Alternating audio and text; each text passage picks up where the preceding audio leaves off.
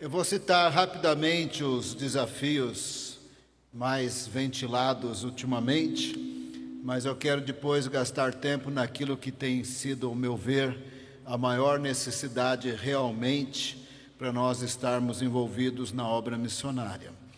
Se nós ouvimos falar que tem muita necessidade, um grande desafio entre os muçulmanos, isso é verdade, porque pega do norte da África, vai descendo para a África, tem da Europa bastante, Irã, Iraque, vai emendando com o Paquistão, Bangladesh, vai descendo ali, Malásia, Indonésia, realmente compreende uma grande faixa do mundo, as pessoas que são muçulmanas e talvez precisam ter um encontro real e pessoal com o Senhor Jesus. Mas se você também ouviu falar que tem, por exemplo, surdos e mudos, também é uma grande necessidade no mundo. Se você ouviu falar dos ribeirinhos na Amazônia, ao longo dos rios da Amazônia, também é uma necessidade missionária muito ventilada. Se você ouviu falar dos quilombolas, as milhares aí de comunidades quilombolas no Brasil, também é uma grande necessidade. Você deve ter ouvido falar também dos ciganos, e as comunidades ciganas ao redor do mundo também é uma grande necessidade. Você deve ter ouvido falar dos sertanejos, com bastante empenho aqui por parte do pastor Jonathan, e muitas igrejas se multiplicaram no sertão, estão se multiplicando como resultado dos frutos do movimento de evangelização do sertão, com testemunhos muito bonitos, muito lindos, muito encorajadores, também é uma grande necessidade.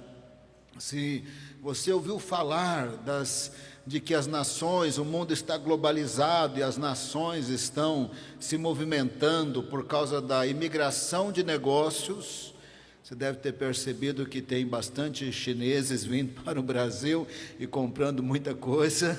A imigração de negócios, a imigração estudantil, também a imigração por refugiados, de tal maneira que as nações estão nas nossas cidades e nós temos que aprender as línguas maternas dessas pessoas, até para se integrar mais com essas comunidades que estão dentro das nossas cidades, em São Paulo, Londrina, Maringá, onde você imaginar, tem comunidades de estrangeiros. Aqui em São Paulo, possivelmente 400 mil bolivianos, e São Paulo tem gente praticamente de todos os cantos do mundo, por ser a cidade tão grande como ela é. Você deve ter ouvido falar que o mundo está cada vez mais urbanizado e que nós temos que evangelizar as cidades, também é uma grande necessidade. Você deve ter ouvido falar dos muitos pobres, talvez até passando fome, também é necessidade. Você deve ter ouvido falar, por exemplo, desse movimento todo, que tem no mundo de globalização e cada vez mais uns perto uns dos outros, vivendo nos mais diferentes lugares e cidades. Temos que aproveitar as oportunidades para evangelizar.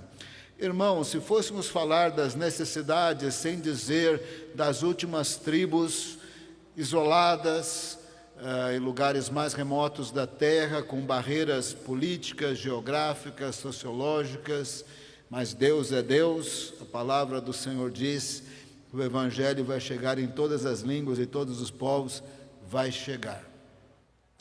Para cada um desses pontos que eu citei, nós temos estatísticas e nós ficaríamos boquiabertos com os desafios que nós temos no mundo hoje. Mas deixe-me dizer o que é a maior barreira mesmo para a obra missionária, não é ter a informação.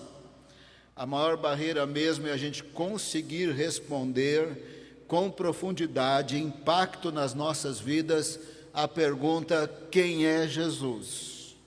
Se nós conseguíssemos responder muito bem essa pergunta, quem é Jesus, com a aplicação certa, nós estaríamos envolvidos na obra missionária para evangelizar o mundo inteiro. Bom, você deve estar pensando assim: essa pergunta é fácil de responder. Olha, não tem sido fácil. Ao longo dos séculos não tem sido fácil. Muitas heresias aparecem no segundo século exatamente em torno da pessoa de Jesus.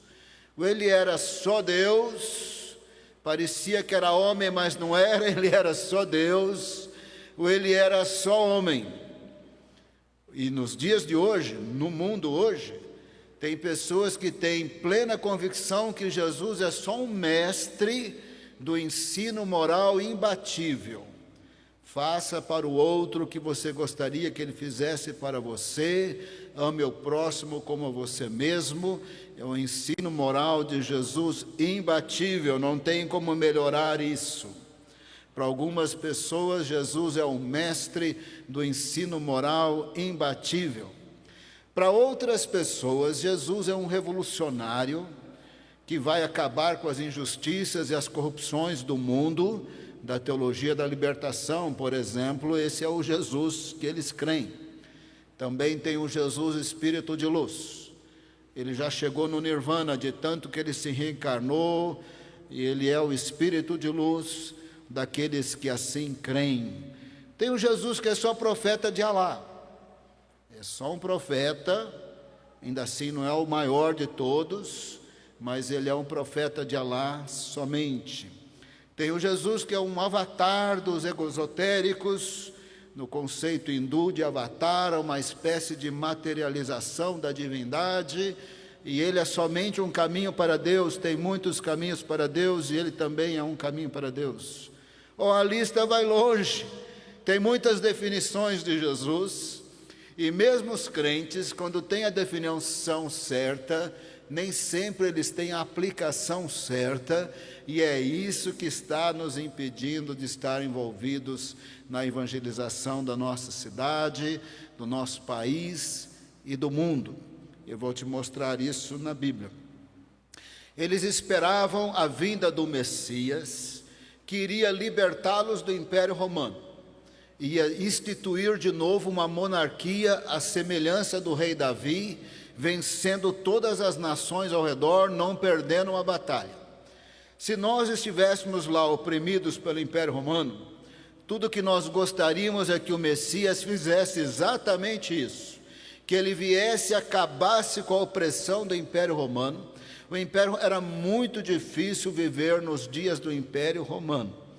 O Império Romano ele era feroz, ele era violento, e você tinha que obedecer. Só para você ter uma ideia como que era forte o reinado do Império Romano. 30 anos antes de Jesus ser adulto, Júlio César assinou um decreto em Roma. Todos os cidadãos do Império têm que ser listados. Ele falou que tinha que fazer o censo na sua cidade natal.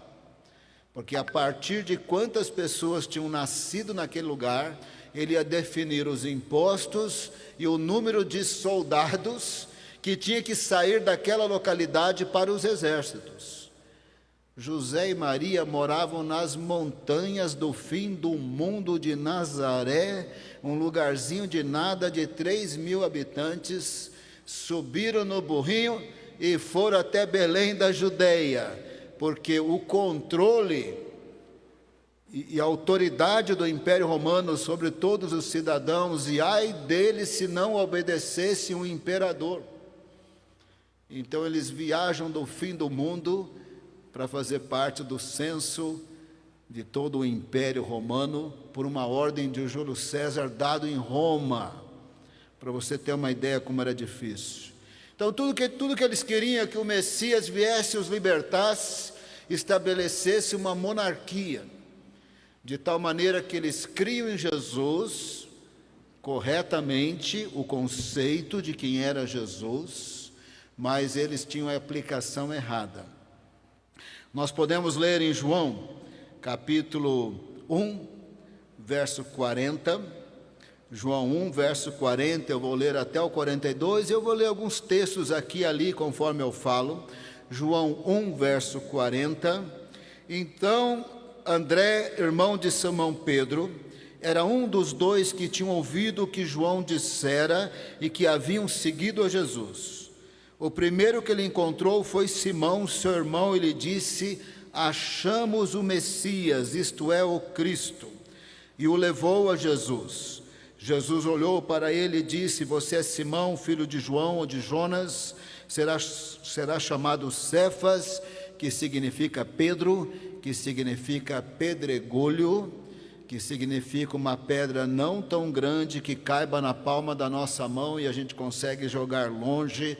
É isso que significa Pedro. João Batista estava ali dando testemunho de quem é Jesus. O testemunho dele era perfeito, mas a aplicação dele estava errada. Ele também esperava que ele viesse fazer uma monarquia.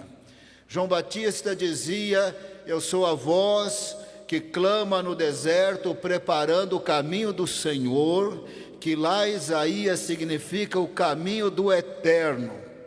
Estou preparando o caminho do Messias, que é igual preparar o caminho do eterno, que é igual preparar o caminho de Deus.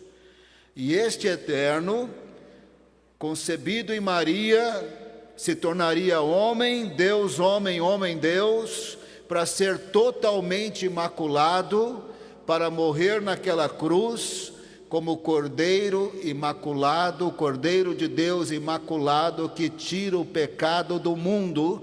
Se ele tira o pecado do mundo, ele é para todos os povos e todas as nações. Ele é o Messias, ele é Deus, homem, homem Deus, encarnou imaculado para morrer na cruz e salvar o mundo. E João dizia: ele é o eterno. Eu não sou digno de desatar as sandálias dele. Ele é maior do que eu. Ele existia antes de mim. Oh, não tem melhor definição do que essa. Quem é Jesus? João explicou muito bem. E ele tinha naqueles dias 2 homens da Galileia, porque João impactou muito a sociedade, e eles foram lá ouvi-los. João e André estavam lá vários dias ouvindo João Batista, e quando João Batista disse: é ele é o Messias. E João Batista teve a evidência do Espírito Santo descendo na forma de pomba, para ser o ungido do Senhor, e a voz do céu: meu filho amado, em quem me comprazo. E João disse: é ele. João e André foram acompanhando Jesus, eles não se conheciam.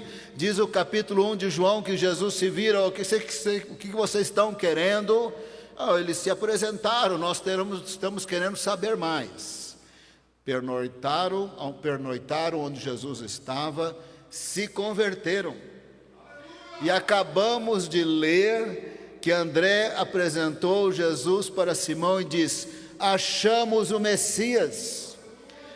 O testemunho de João Batista havia sido entendido, o conceito estava correto: achamos o Messias. Mas posteriormente nós percebemos que a aplicação estava errada. E nós chegaremos onde nós queremos chegar. Diz o texto que Jesus voltou para a Galileia, ali ele chama outros discípulos, tem o casamento de Caná da Galileia. Ele volta para a Judeia, ali eles batizam, porque são agora 12 batizando, eles batizam mais do que João Batista. João Batista, eles estão batizando, não tem problema, eles podem batizar mais do que eu, importa que ele cresça e que eu diminua, porque ele é o Senhor, ele é o eterno, não tem problema que ele cresça e eu diminua, para isso eu vim. E aí quando prendem então João Batista, ele volta então para a Galileia, vai morar em Cafarnaum, por fim ele faz uma importante visita em Nazaré. Mas nessa primeira viagem para a Galileia, antes de retornar para a Judeia, ele encontrou Filipe. João 1:43. No dia seguinte, Jesus decidiu partir para a Galileia. Quando encontrou Filipe, disse-lhe: siga-me. Filipe, como André e Pedro, era da cidade de Betsaida. Filipe encontrou Natanael e lhe disse: achamos aquele sobre quem Moisés escreveu na lei, a respeito de quem os profetas também escreveram, Jesus de Nazaré, filho de José. O jeito que Filipe falou para Natanael, em outras palavras, é: eu encontrei o Messias. Sabe o Messias profetizado por Moisés em Deuteronômio 18? Nos mínimos detalhes, um profeta à semelhança de Moisés. Encontramos o Messias.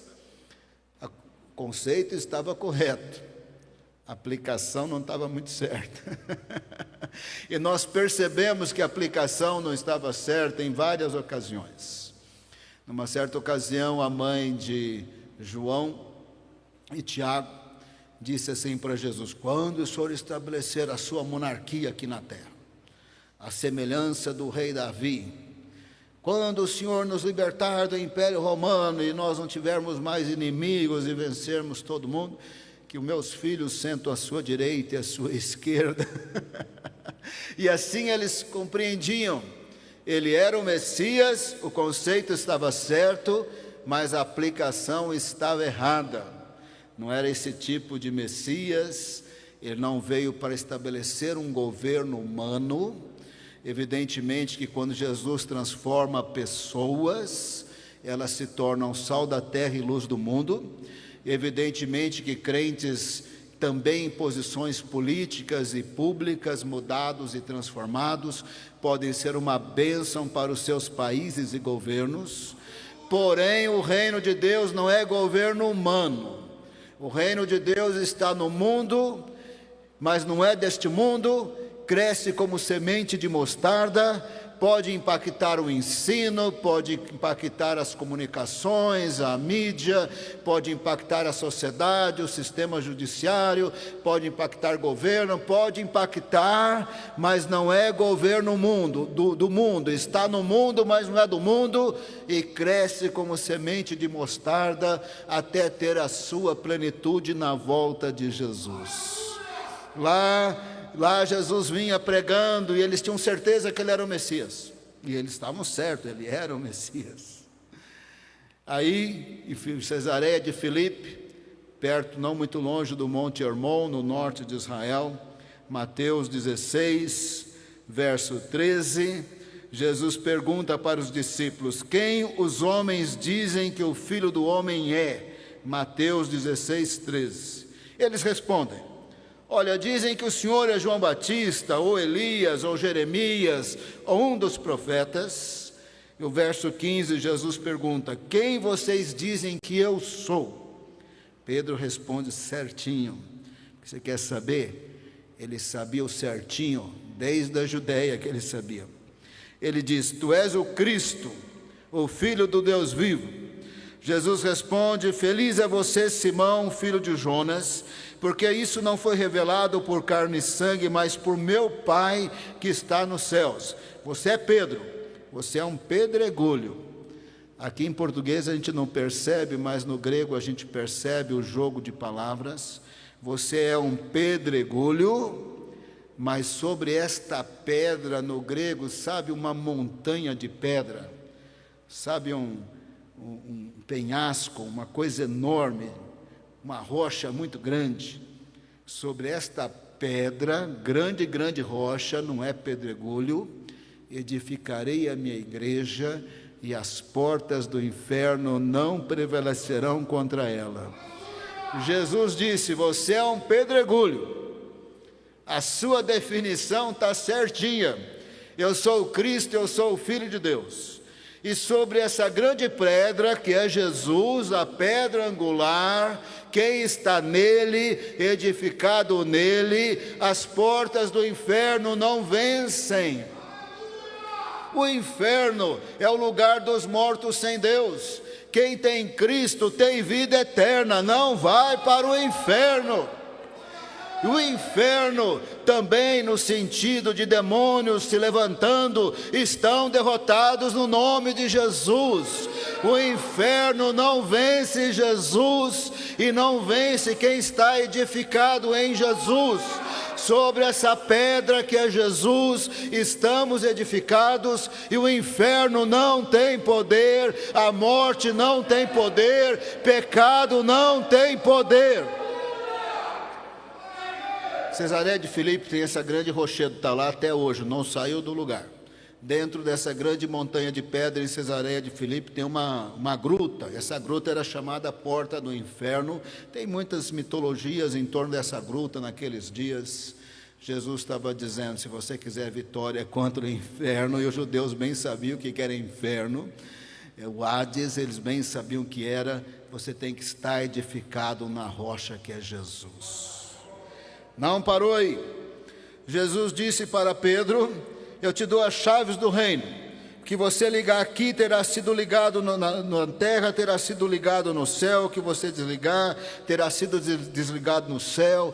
Esse homem aqui podia ser missionário da missão Antioquia, ele tinha definições certas, ele tinha as chaves. Mas Jesus falaria, não envia esse moço não, porque no verso 20 ele diz assim, então advertiu os seus discípulos que não contasse a ninguém que ele era o Cristo. Do que serve um pedregulho desse? Com as chaves do reino que ele vai receber, mas não pode abrir a boca, não pode falar para ninguém que ele é o Messias, o Cristo, o Filho de Deus. Como que ele pode saber tanto? Como ele pode ter uma promessa de tanta autoridade com a boca fechada? Ele tinha que ficar com a boca fechada, irmão, sabe por quê? Ele não ia pregar o Jesus das Escrituras, ele não tinha entendido com a aplicação certa. Ele ia dizer, está prestes para se manifestar o próximo imperador, Jesus, da descendência de Davi. Ele vai destruir o Império Romano e para abrir aqui para inaugurar uma monarquia terrena, que nem o rei Davi. Isso não é o Cristo das Escrituras. Jesus disse, fecha a boca, não fala que eu sou Messias, porque você crê certo, mas você aplica errado. Essa é a maior barreira para a obra missionária. Ou nós não entendemos quem é Jesus, ou nós entendemos com a aplicação errada. E quando nós temos a aplicação errada do ponto de vista de Jesus, fecha a boca. Que se você for pregar o Jesus que não está na Bíblia, com a definição certa, com a aplicação certa, fecha a boca, porque esta pessoa não estará edificada na rocha. Se você pregar que ele só veio para curar, ele também cura, mas ele não só veio para curar. Se você pregar que ele só veio para prosperar, ele prospera também, mas ele não veio só para prosperar. Ele veio para nos libertar do pecado, do diabo e da morte, e para ser Senhor de nossas vidas. Se for para pregar que ele só vai resolver problema, que não tem nenhuma aflição, e não tem que perseverar, e não tem que atender às suas ordens. Se ele é o nosso Senhor, nós temos que atender às suas ordens no poder do Espírito Santo. Se ele é o nosso Senhor, nós não podemos só esperar que ele seja o Jesus que deu vista ao cego. Ele dá vista ao cego, mas é mais do que isso, ele nos edifica nele mesmo, e as portas do inferno não prevalecem. Ele nos torna filhos de Deus, ele nos torna templo do Espírito Santo, para uma obra que tem que ser realizada. Nós estaremos envolvidos na obra missionária para atender os mais diversos desafios, se nós estivermos em Cristo, com a definição certa e a aplicação certa, porque se a aplicação estiver errada, Jesus é o primeiro para dizer, fecha a boca. Você percebe que a aplicação estava errada? Quando em Mateus 16, 21, Jesus começa a falar do Cristo das Escrituras. O Cristo simbolizado pelos sacrifícios de Moisés. O Cristo simbolizado pela Páscoa judaica. O Cristo simbolizado pelo quase sacrifício de Isaac. O Cristo de Isaías 53. O Cristo do Salmo 22, traspassado, perfurado, crucificado pelas nossas transgressões, moído pelas nossas iniquidades, o castigo que nos traz a paz estava sobre ele, e pelas suas pisaduras somos sarados. Este é o Cristo que tinha que sofrer e ressuscitar no terceiro dia, para que em seu nome se pregasse arrependimento para perdão de pecados a todas as nações. Mateus 16, 21.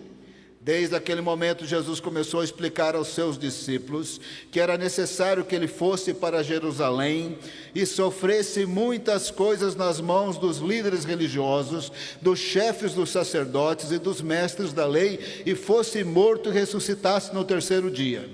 Então Pedro, chamando-o à parte, começou a repreendê-lo, dizendo: nunca, Senhor, isso te acontecerá.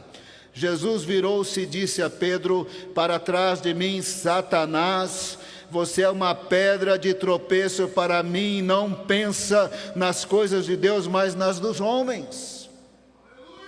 Este homem acabara de declarar a definição certa. Esse homem acabara de receber a promessa das chaves do reino.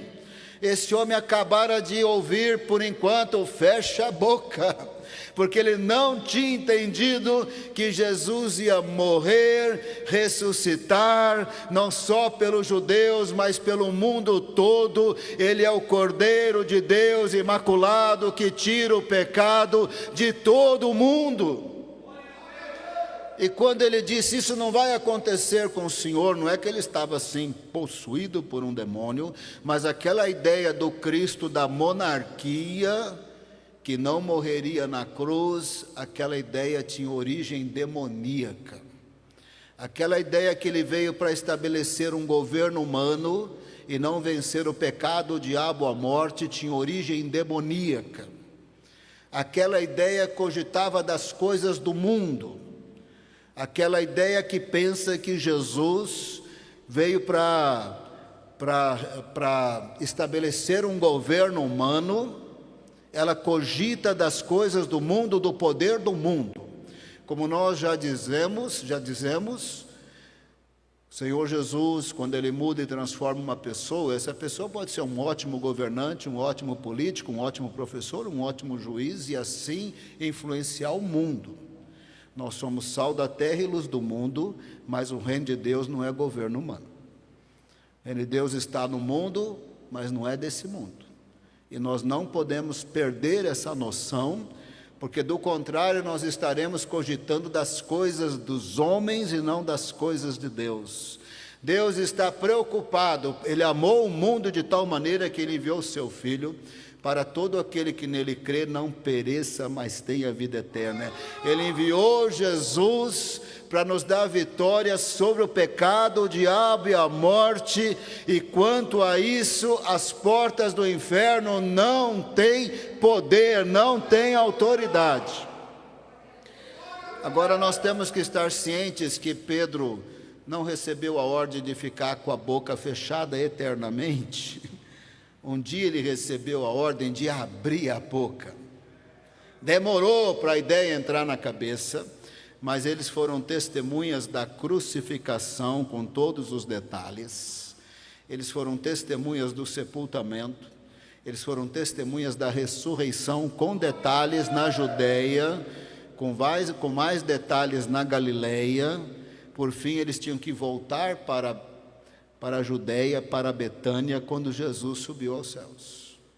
Ali em Betânia, em Lucas 24, o Senhor abre o entendimento e mostra na lei, nos salmos e nos profetas, que era importante que o Cristo padecesse, sofresse, ressuscitasse no terceiro dia, em que seu nome se pregasse arrependimento de pecados para todas as nações. Esta aqui é a compreensão de quem é Jesus, com a aplicação certa.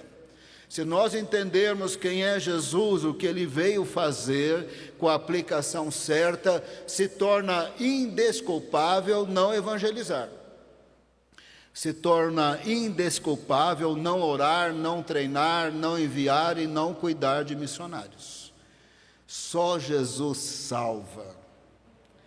que em seu nome, só no nome de Jesus, não tem outro nome, se pregasse arrependimento para perdão de pecados a todas as nações. Numa certa ocasião, o Senhor Jesus fez uma declaração, uma das declarações dele mais famosas. Também tem bastante aplicação errada nas sociedades ao redor do mundo, mas essa é uma das frases mais famosas de Jesus. Conhecereis a verdade e a verdade os libertará. É citado nos jornais, nos discursos de presidentes, de juízes, de ministros. Pode prestar atenção, a aplicação está errada. Jesus disse: conhecereis a verdade os libertará. E os judeus que ali estavam ouvindo: olha, nós somos filhos de Abraão, não somos escravos de ninguém. Jesus disse: quem comete pecado é escravo do pecado. Mas se o Filho os libertar, vocês serão livres. Se o caminho, a verdade e a vida, que é Jesus, os libertar, vocês serão livres. E quem ouve as minhas palavras e guarda, ou seja, e crê, não morre, tem vida eterna. Esta é a libertação de Jesus do pecado, do diabo e da morte e do juízo final. A libertação de Jesus não é dos governos opressores e nem da injustiça social, ainda que ele é contra a corrupção, ele é contra a injustiça social, ele é contra a violência, ele é contra a opressão, mas ele muda pessoas que mudam sociedades. Ele não tem uma proposta de governo humano que é melhor do que esse, porque o outro foi um pouco pior.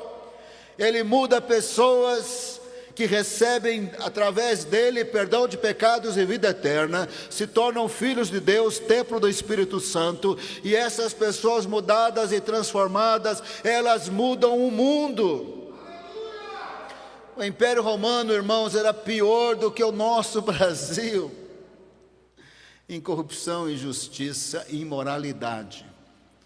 As festas ligadas às divindades, que eram gregas e que se tornaram também romanas, as divindades grego-romanas, os templos de Apolo, Cibele, o que você puder imaginar, sempre tinham orgias sexuais de todas as formas, de todos os jeitos, que só citar aqui é horrível. Pensa numa sociedade perdida, moralmente falando, pensa numa sociedade sexualmente falando, pensa numa sociedade perdida, pensa em corrupção, pensa em injustiça, pensa em matança. Os imperadores matavam todo mundo, o pai, a mãe, os irmãos, quem se imaginasse. Pensa numa sociedade perdida. Mas cheios do Espírito Santo, eles pregavam: arrependam-se, o reino de Deus chegou. E a igreja cresceu, cresceu, cresceu. Só na cidade de Éfeso fizeram montanhas para queimar livros de feitiçaria, abalaram a idolatria de Diana de Efésios, Artemis, abalaram aquela idolatria. E olha que aquele templo era enorme, com aquelas colunas de mármores do Império Grego. Naquela arquitetura e engenharia do Partenon de Atenas, que você vê as ruínas até hoje, assim era o templo de Diana dos Efésios, com 120 colunas de mármores, naquela beleza dos templos gregos e romanos. É uma das maravilhas do Império Romano, que foi herdeiro dos avanços do Império Grego. Pregação do apóstolo Paulo e sua equipe no poder do Espírito Santo abalou a idolatria de Éfeso. Anunciaram o reino de Deus chegou. Anunciaram Jesus com a aplicação certa. É só você ler o livro de Efésios. Paulo está falando da cruz de Cristo, do sangue de Cristo, do Espírito Santo, de ser cheios do Espírito, de não se embriagar com vinho, mas ser cheio do Espírito Santo, da amargura. O que ele pregou na cidade de Éfeso? É só ler as cartas de Paulo. Jesus, certo, com a aplicação certa, muda o mundo.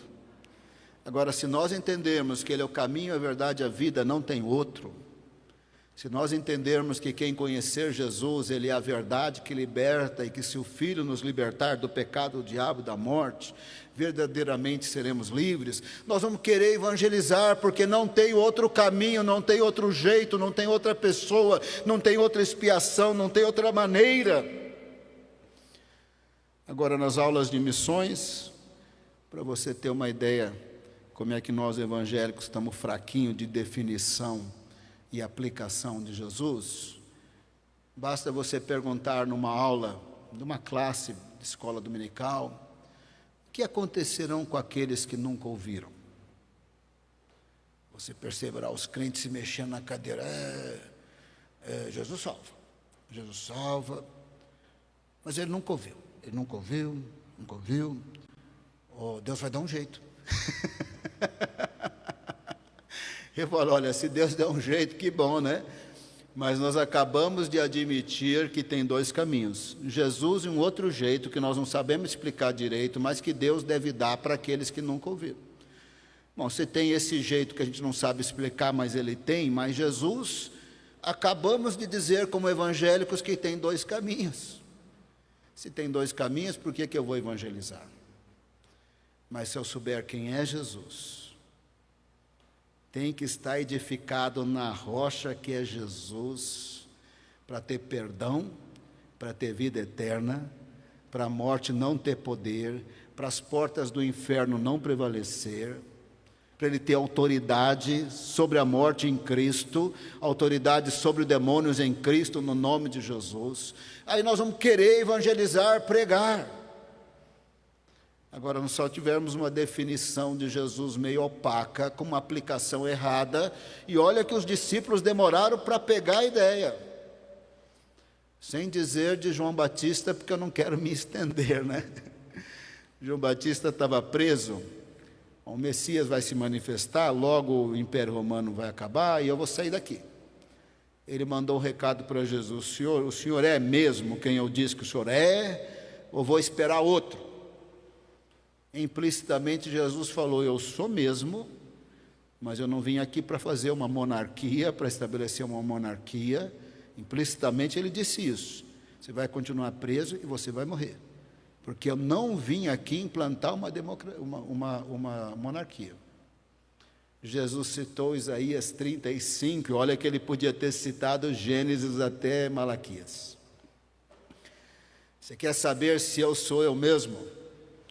O cego vê, o surdo ouve, o mudo fala, o paralítico de nascença anda, e o morto ressuscita. Bem-aventurado aquele que não se escandaliza em mim. Eu sou o Messias mesmo, e eu tenho sinais de do Messias, de Isaías 35. Quanto à monarquia que vai vencer o Império Romano, não está na minha pauta. Quanto a tirar você da prisão, também não. E bem-aventurado aquele que não se escandaliza em mim, porque eu sou quem eu sou. Se nós tivermos a definição certa de Jesus, nós vamos evangelizar o mundo. Por que eu estou falando tudo o que eu estou falando? Eu realmente não acredito que a gente ficar 50 minutos aqui falando, tantos ciganos não ouviram Jesus, tantos ribeirinhos não ouviram Jesus, tantos surdos morreram. Se nós não tivermos a definição de quem é Jesus, com a aplicação certa, se nós tivermos, Ele será o Senhor de nossa vida. E nós vamos obedecer. Ele mandou fazer discípulos de todas as nações, e Ele é o Senhor. Ele disse: receba poder para ser testemunha até os confins, e é isso que nós vamos querer. E nós vamos saber que quem o conhece será liberto do pecado, do diabo e da morte. E nós não vamos ter vergonha, nós não vamos ter vergonha de pregar Jesus das Escrituras. Nós não vamos transformar Ele num libertador de sistema social corrupto. Nós vamos anunciar Jesus que transforma pessoas, que poderá transformar governos, porque estão transformados por Jesus. Mas nós vamos pregar o Jesus que muda a vida do pecador, por pior que seja, tocado pelo poder do Senhor, o poder de Jesus, ele sai do pecado, do diabo e da morte, e as portas do inferno não têm vitória contra ele. Nós estamos com vergonha de falar de Jesus, nós estamos com vergonha de falar quem Ele é. Em seu nome pregarão arrependimento para perdão de pecados para todas as nações. Não tem solução. Nós estamos com vergonha de falar a palavra pecado por causa do pós-modernismo. Nós temos que falar que pecado é pecado e a solução é Jesus. Nós temos que falar que Ele está vivo e Ele continua mudando pessoas. Nós não temos que ter vergonha do Evangelho, e nem vergonha de Jesus, e nem vergonha da palavra de Deus. Nós temos que pregar Jesus. Ele vai entrar em ação, o Espírito Santo vai entrar em ação. Evidentemente que a gente tem que falar com educação, mas não nos envergonharmos do Senhor. Ele está vivo, Ele é o Senhor, Ele continua derramando o Espírito Santo sobre a igreja. Quem batiza com fogo é Jesus. Eu não quero explicar Deus, porque Deus é meio complicado, mas parece que na Bíblia é assim: Ele roga ao Pai, o Pai libera e Ele manda fogo para cima do povo. João Batista disse que ele batizava com água e Jesus vai batizar com fogo. Essa grande necessidade de saber quem é Jesus com a aplicação certa. Eu não quero ser aquele pastor amargo e nem para baixo, mas tem muita gente pregando aí um evangelho que Jesus ia falar igual, que nem Pedro. Fecha a boca, que esse Jesus que você está pregando não está na Bíblia. Você está com vergonha de falar a palavra pecado. Você está querendo incluir no evangelho conceitos de família e de sexualidade que não fazem parte do evangelho. Fecha a boca. Você não está pregando Jesus da Bíblia com a aplicação certa. Fecha a boca. Você só está pregando que não vai ter problema. Fecha a boca. Eu disse: no mundo tereis aflições. Fecha a boca. Se nós tivermos em Cristo, as portas do inferno não prevalecem contra a igreja. Deus vai salvar esse mundo de suas necessidades. Deus vai salvar. Para todas essas necessidades que eu te falei, que eu poderia ter falado com as estatísticas, mas escolhi não falar, a solução é Jesus. Vamos orar? Vamos orar animado, gente? Jesus falou: ora por ceifeiros, por trabalhadores. A gente tem que crer em milagre, gente. Obra missionária é cara. Enviar missionário é um dinheirão. Enviar uma equipe missionária nem se fala, mas Ele continua Senhor nos céus e na terra. Vamos orar? Irmão, eu gosto de oração barulhenta de pentecostal. Não sei como é que você é. Eu gosto que fala aleluia, glória a Deus, tal. Aleluia. Se você estiver amarrado, desamarra, irmão, porque glória, eu gosto do barulho pentecostal de oração. Quando eu estiver orando, fala aleluia, fala glória a Deus. Se estiver amarrado, desamarra em nome de Jesus. Pai amado, nós nos colocamos na presença do Senhor. Nós clamamos misericórdia. Pai amado, como os discípulos, nós somos humanos, nós demoramos para entender, quando nós entendemos, nós aplicamos errado. Derrama do Teu poder, da Tua graça, do Teu amor, do Teu Espírito Santo. Nós oramos por uma igreja cheia do Espírito Santo, que queira proclamar Jesus aos povos e às nações, o vivo Jesus, que em seu nome pregarão arrependimento para perdão de pecados a todas as nações, que no nome de Jesus serão testemunhas até os confins da terra, que no nome de Jesus farão discípulos de todas as nações. Derrama do Teu poder, da Tua glória, derrama do Teu Espírito Santo. Nós oramos por obreiros, nós oramos por missionários, Nós oramos por milagres financeiros para enviarmos missionários para as áreas mais carentes do mundo. Nós oramos no poderoso nome de Jesus. Amém, Senhor.